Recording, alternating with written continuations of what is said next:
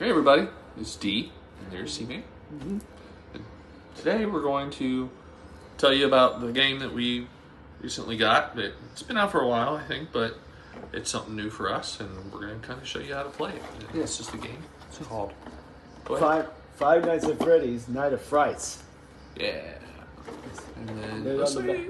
side, that's what the game board looks like. Yeah. So what we're going to do is we're going to break it out, and we're going to show you what it's like and kind of give you an understanding of how to play it and go from there. So Right. keep watching. Hey, C-Man. All right, we got the box out now. What's all inside of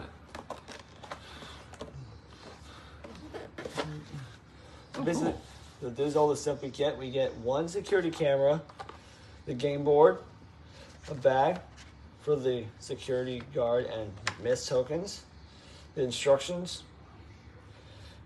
the scarometer, character cards, character tokens, the Mr. Cupcake token, the event cards, the item tokens, action tokens, and the 4 main playing pieces, which based off the 4 animatronics: Foxy, Bonnie, Chica, and Freddy. Oh, cool. Okay.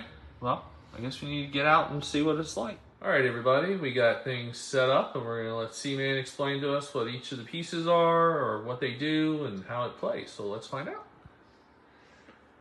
All right, so the way to win the game is you have to try to capture the guard. So you're an animatronic running around the place, and you're trying to jump scare the guard. Like, for like all those people that like FNAF Frights, they would know that. Okay.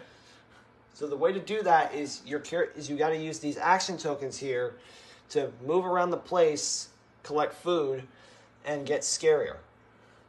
The way to do that is that every turn, each player would get one of these, depending on who's playing who. So if you're Chica, you get that, and then Foxy that, and then so on. Okay. And then each turn, you get all 4 action tokens, and then you get to use those to move around the board. So you use those to either move, which means you walk to a room that's adjacent to the room you're in, like this. Okay. There's pick up, which means if there were any items in a room and you're in that room, you can pick up all the items in that room. There's no limit to how many you can collect. Okay. The third action is you can play a card, which are what these little ticket things are for. So each player would get 3 of these, but in the game, if you were Freddy, you would get 4.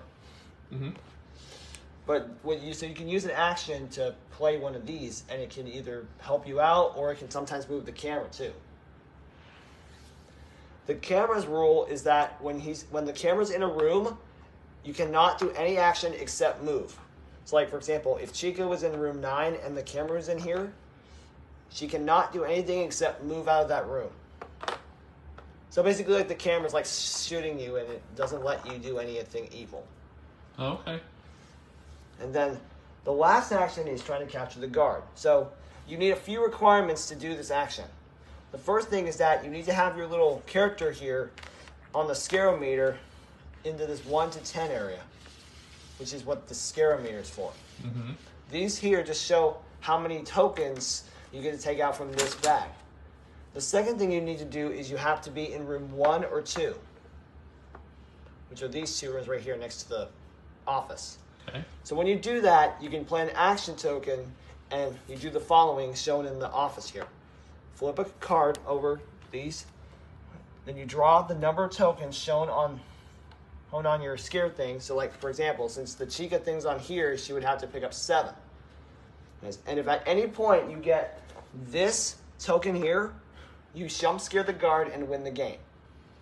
But if it's all miss tokens, like this one, then nothing happens, and then your character gets flipped over unless it's in the 10 spot.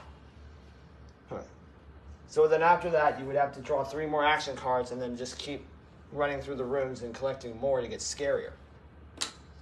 Oh, okay. So everybody gets to pick a player or a person to be from Five Nights at Freddy's. Yeah. And do they all do the same thing, or do they have different powers? They actually have different powers. If you see on the bottom here, each one has their own abilities.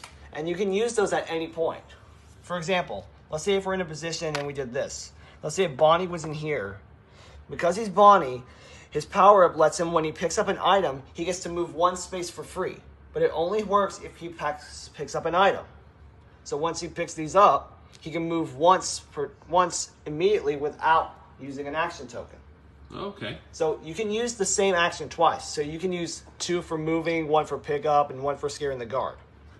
Okay. So you don't have to do them in a specific order. You can't just do like move, pickup, card, and then capture. And what are those little black tokens?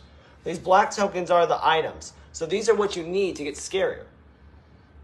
So these are basically like unhealthy foods that if the animatronics ate them, they would get scarier. And how do you use them? So you use them by, so at the beginning of each turn, before you do anything, you have to take 2 of these out and you put them into the number adjacent to the room.